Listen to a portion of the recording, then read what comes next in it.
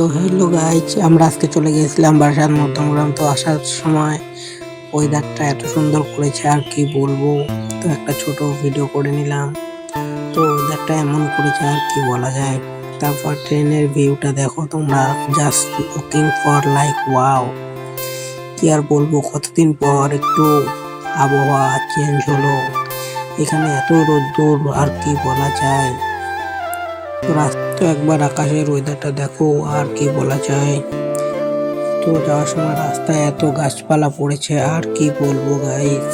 তো দেখো গাছটা পড়ে যাওয়ার মতন হয়ে গিয়েছিল প্রায়।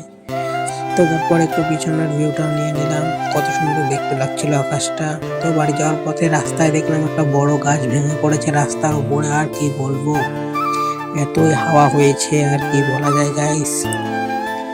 তারপর একটু সামনে এসে দেখলাম আরেকটা গাছ ভেঙে পড়েছে। তো বাড়ি যাওয়ার সময় এত ঝড় বৃষ্টি, আর বৃষ্টিও শুরু হয়ে গিয়েছে, কি বলবো আর।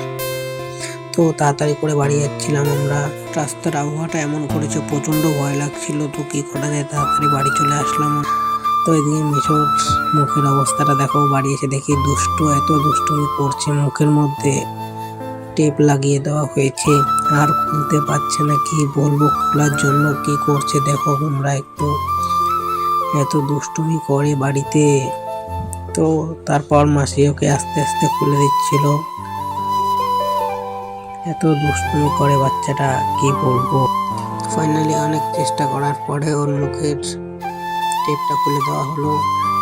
তো আমার ভিডিওটা কেমন লেগেছে লাইক কমেন্ট শেয়ার করে বলবে। আজকের মতন টাটা গাইস।